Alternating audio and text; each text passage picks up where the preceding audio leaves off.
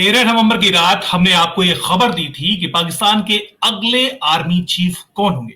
हमने आपको बताया था कि मौजूदा मौजूदा समय में क्वार्टर मास्टर जनरल के पद पर तैनात आसिम मुनीर पाकिस्तान के अगले आर्मी चीफ होंगे। यह खबर हमने आपको दी थी 13 नवंबर की शाम को, और आज इसी खबर की पुष्टि हुई है जब शहबाज शरीफ सरकार ने आसिम मुनीर को अगला चीफ ऑफ आर्मी स्टाफ बनाने की घोषणा कर दी है। उसकी रिकमेंडेशन पाकिस्तान के राष्ट्रपति रानी को भेज दी। सटीक जानकारी हमने आपको 11 दिन पहले दी थी, इस खबर की पुष्टि हुई। बहरहाल आगे आसिम मुनीर के लिए क्या क्या चैलेंजेस आने वाले हैं वो भी हम आपको बता देते हैं, और इससे पाकिस्तान की पॉलिटिक्स पर क्या असर पड़ेगा वो भी हम इस हिस्से में आपको बताएंगे। दरअसल आप जानते हैं कि पाकिस्तान के former prime minister Imran Khan इस वक्त लॉन्ग मार्च को लेकर अड़े हुए हैं, और एक लॉन्ग मार्च उन पर पहले भी सड़कों पर है जो कि रावलपिंडी की ओर बढ़ रहा है। रावलपिंडी जहां पर आर्मी चीफ का हेडक्वार्टर है। मकसद यह था इमरान खान का कि वो इस तरह का दबाव मौजूदा सरकार शहबाज शरीफ सरकार पर बनाए कि वो उनकी मर्जी का आर्मी चीफ बना दे। उनकी मर्जी का आर्मी चीफ कौन था, इस बात को लेकर भी कई कयास थे, लेकिन एक जो सबसे बड़ा नाम था वो था फॉर्मर आईएसआई के DG lieutenant general Faiz Hamid. Faiz Hamid Imran Khan के खासिम खास माने जाते थे, लेकिन उनको हटा दिया गया था। मौजूदा जनरल बाजवा ने नाराज होकर उनको हटा दिया था, क्योंकि वो बहुत आगे बढ़कर इमरान खान की बातें मानते थे, उनके एजेंडा को आगे बढ़ाते थे, उनके पॉलिटिकल एजेंडा को आगे बढ़ाते थे।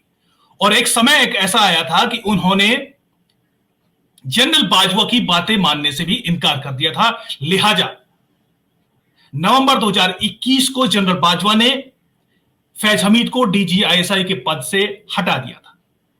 इसी फैज हमीद को इमरान खान नया आर्मी चीफ बनाना चाहते थे, लेकिन शहबाज शरीफ, नवाज शरीफ, इन्होंने भी कोई कच्ची गोलियां नहीं खेली। वो भी अड़े हुए थे कि इमरान खान की कोई भी बात नहीं मानी जाएगी, और जो आउटगोइंग जनरल है बाजवा, वो भी इस बात को लेकर मुत्तफिक थे, इस बात को लेकर माने हुए थे कि कम से कम इमरान खान की बातें नहीं मानी जाएंगी।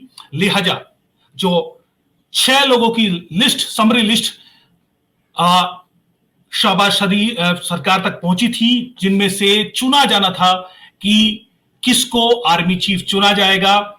उसमें से मोस्ट सीनियर लेफ्टिनेंट जनरल, जो कि फिलहाल क्वार्टर मास्टर जनरल के पद पर तैनात है, आसिम मुनीर, उनको नए चीफ ऑफ आर्मी स्टाफ के पद के लिए चुन लिया गया। इसके अलावा एक और पद है chairman of joint chief of staff का। ये उसके बाद सेकंड नंबर पर जो सीनियोरिटी पे आते थे लेफ्टिनेंट जनरल साहिर शमशाद मिर्जा, उनको इस पद के लिए चुना गया है। दरअसल ये वो पद है, तीनों कोर, आर्मी, नेवी और एयरफोर्स, इन तीनों का एक जॉइंट स्टाफ कमेटी होती है, उसके चेयरमैन के लिए साहिर शमशाद मिर्जा को चुना गया है। वो ये पद जो चेयरमैन होते हैं सीजीएससी के, वो प्राइम मिनिस्टर के भी आर्मी एडवाइजर होते हैं, और जो कई नेशनल अकेडमीज हैं उनके भी वो चेयरमैन होते हैं। लेकिन असली power chief of army staff के पास होती है, जिसको आसिम मुनीर, जो कि आसिम मुनीर को बनाया गया है, जिसकी खबर हमने बताया कि आपको हमने 11 दिन पहले ही दी थी। बहरहाल चैलेंजेस क्या होंगे? सबसे बड़ा चैलेंजेस आसिम मुनीर के सामने इमरान खान का है। क्यों?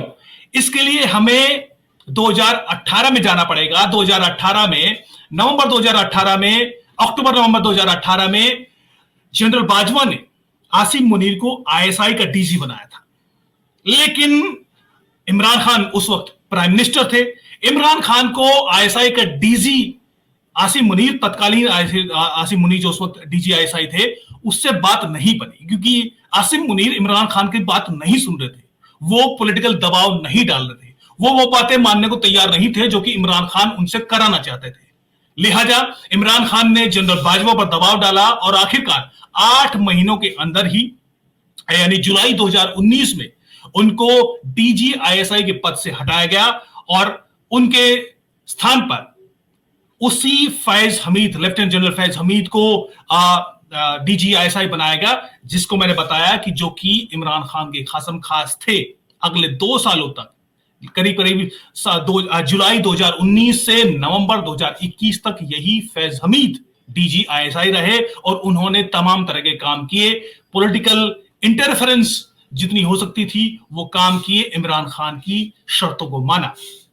अब आप जान सकते हैं कि जो 36 का आंकड़ा आसिम मुनीर और इमरान खान में है, ये बात बखूबी जानते हैं इमरान खान कि अब जिस तरीके से स्टैब्लिशमेंट उनके खिलाफ है, ऐसे में नए आर्मी चीफ भी अगर इस तरह के आ जाते हैं जिनको हटाने में खुद इमरान खान का हाथ रहा है, तो आने वाला वक्त इमरान खान के लिए बेहद मुसीबत भरा हो सकता है, वो भी उस वक्त जबकि उन पर एक जानलेवा हमला हो चुका है। अब ऐसे में आप अंदाजा लगा सकते हैं कि चैलेंजेस कितना बड़ा अभी भी पाकिस्तान के सामने खड़ा हुआ है, यानी जो पॉलिटिकल डेडलॉक बना हुआ था वो अभी भी फिलहाल खत्म होता नजर नहीं आता। इमरान खान के सामने तो चैलेंज है ही, उससे बड़ा चैलेंज नए आर्मी चीफ आसिम मुनीर के सामने है, क्योंकि लगातार पिछले 6 महीनों से आर्मी स्टैब्लिशमेंट ने हर एक पैतरा अपना लिया, हर एक कोशिश कर रही, इमरान खान को वो पीछे नहीं हटा पाए। वो पीछे नहीं हटा पाए कि इमरान खान सड़कों पर ना उतरे, केओस क्रिएट ना करे, जो इस तरह की इंस्टेबिलिटी पाकिस्तान में बनी हुई है उसको खत्म किया जा सके, डेडलॉक खत्म हो सके। इमरान खान उससे पीछे हटने को तैयार नहीं है। लिहाजा आसिम मुनीर आने वाले दिनों में इमरान खान को कैसे रोकेंगे, वो भी उस वक्त जबकि 26 नवंबर को इमरान खान घोषणा कर चुके हैं कि वो रावलपिंडी की तरफ जाने वाले लॉन्ग मार्च को ज्वाइन करेंगे, और इस बार का लॉन्ग मार्च इस्लामाबाद में नहीं होगा, रावलपिंडी में होगा, जहां पर GHQ है, जहां पर आर्मी चीफ का हेडक्वार्टर है। मकसद पहले से ही साफ है, इमरान खान को भी इस बात का इम्कान था, उनको इस बात का अंदाजा था कि नए आर्मी चीफ आसिम मुनीर बनेंगे, लिहाजा दबाव आर्मी पर ही डालना है, ना कि वो इस्लामाबाद जाकर सिविलियन हुकूमत, सिविलियन गवर्नमेंट शहबाज शरीफ पर वो दबाव बनाए। लिहाजा वो पहले से ही मन बना चुके हैं, पहले से ही एक तरह की धमकी दे चुके हैं कि इस बार का धरना लाखों PTI कारकुन रावलपिंडी जाएंगे और दबाव आर्मी पे बनाया जाएगा। क्या आर्मी दबाव मानेगी? इस बात का संदेशा, इस बात का अंदेशा आप आउटगोइंग जो आर्मी जनरल है, जनरल बाजवा, कमर जावेद बाजवा, उनके बुधवार को उन्होंने एक अपनी एक जो प्रोग्राम था, उनको उसकी घोषणा में एक भाषण देते हुए उन्होंने कहा कि आर्मी के सब्र का इम्तिहान ना ले, आर्मी किसी भी तरह का पॉलिटिकल इंटरफेरेंस आगे नहीं करेगी, लेकिन जिस तरह का बयानिया एक खास लोगों की पार्टी ने बना दिया गया, यानी इमरान खान ने बनाया है आर्मी के खिलाफ, उसके खिलाफ सख्त कार्रवाई करने की जो संदेश है वो जनरल बाजवा ने अपने इस भाषण में दिया था। उन्होंने साफ शब्दों में कहा था कि आर्मी का इम्तिहान ना ले। ये संदेश स्पष्ट है कि आने वाली जो लीडरशिप पाकिस्तान आर्मी की है वो भी इसी राह पर चलने वाली है। ये जनरल बाजवा को पहले से ही पता है। आसिम मुनीर जनरल बाजवा की ही पसंद है, वो उन्हीं मुद्दों को आगे बढ़ाएंगे जो कि जनरल बाजवा छोड़ के जा रहे हैं। यानी किसी तरह का आर्मी जो पॉलिसी है उसमें बहुत ज्यादा चेंज देखने को नहीं मिलेगा। अभी भी बुरा वक्त इमरान खान के लिए है, और इमरान खान के लिए बुरा वक्त है तो बुरा वक्त पाकिस्तान के लिए भी है, क्योंकि वो पीछे नहीं हटेंगे, वो इस केओस को बढ़ाएंगे। केओस बढ़ेगा तो पाकिस्तान पहले से ही जो कर्ज के बोझ तले दबा हुआ है उसमें आने वाले दिनों में और भी ज्यादा बड़ी इंस्टेबिलिटी देखने को मिल सकती है।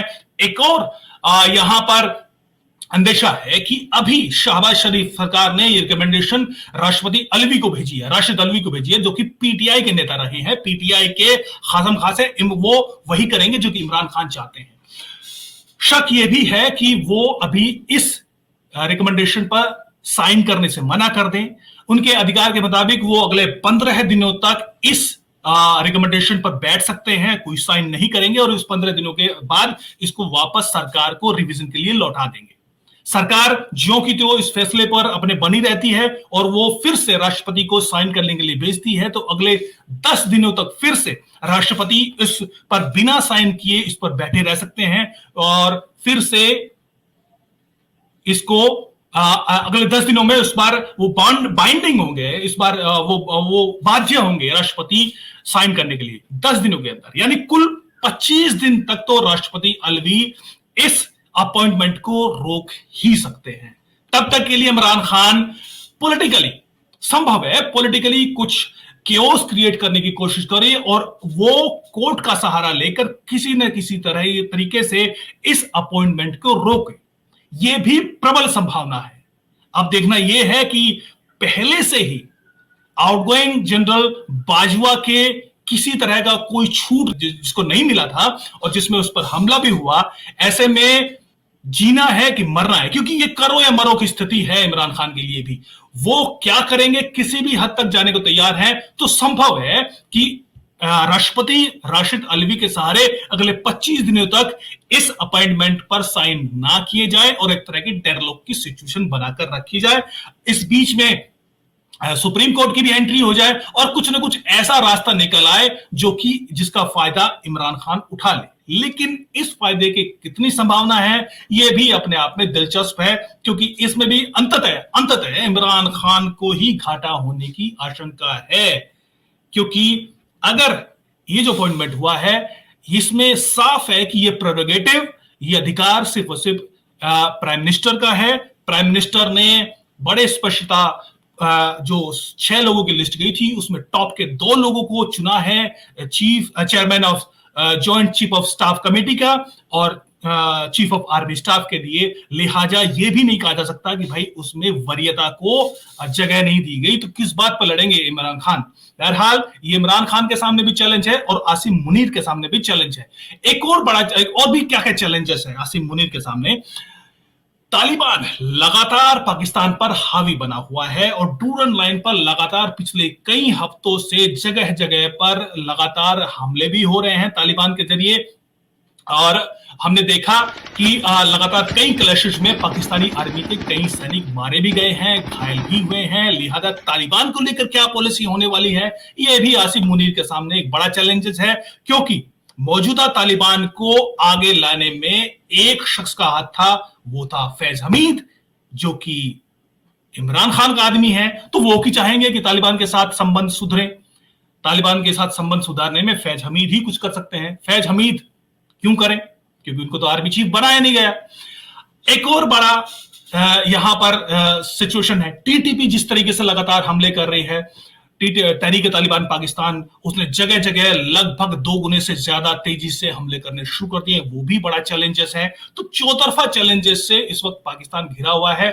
हम जानते हैं कि दिसंबर के पहले हफ्ते में पाकिस्तान के सामने एक और बड़ा चैलेंज है, वो है मौजूदा कर्ज की जो किस्त है उसकी वापसी का। उसके लिए डॉलर के लिए पैसे नहीं है। जैसे ही वो आएंगे 29 तारीख को वो पदभार ग्रहण करेंगे, अगले 1 हफ्ते में उनके पास मौका होगा कि कैसे वो किस्त को भरे, जो कि किस्त उनको देनी है। वो भी एक बड़ा चैलेंज है।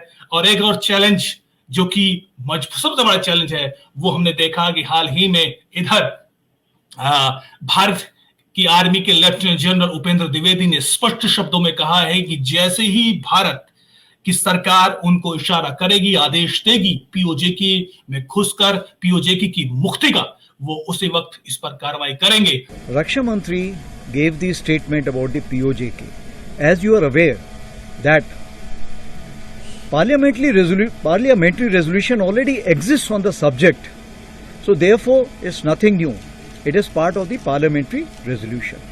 As far as the Indian Army is concerned, Indian Army will carry out any order which is being given by the government of India, and whenever such orders are given, we'll always be ready for it. और PoJK की मुक्ति वो तुरंत वापस लेके रहेंगे, जो कि 1994 के भारत की संसद का एक रेजोल्यूशन भी है कि पीओजेके भारत का अभिन्न अंग है और पाकिस्तान को वो खाली करना होगा, पाकिस्तान को वो मुक्त करना होगा। ये चैलेंज भी सामने है और ये चैलेंज निश्चित तौर पर पाकिस्तान की नींदें उड़ाने के लिए काफी है, क्योंकि चौतरफा घिरा हुआ है पाकिस्तान। उसमें आसिम मुनीर किस तरह खरे उतर पाते हैं, ये आपको आने वाले देखने को मिलेगा, दिनों में देखने को मिलेगा। जैसे जैसे होगा हम आप तक खबर लेकर आते रहेंगे। तब तक के लिए नमस्कार।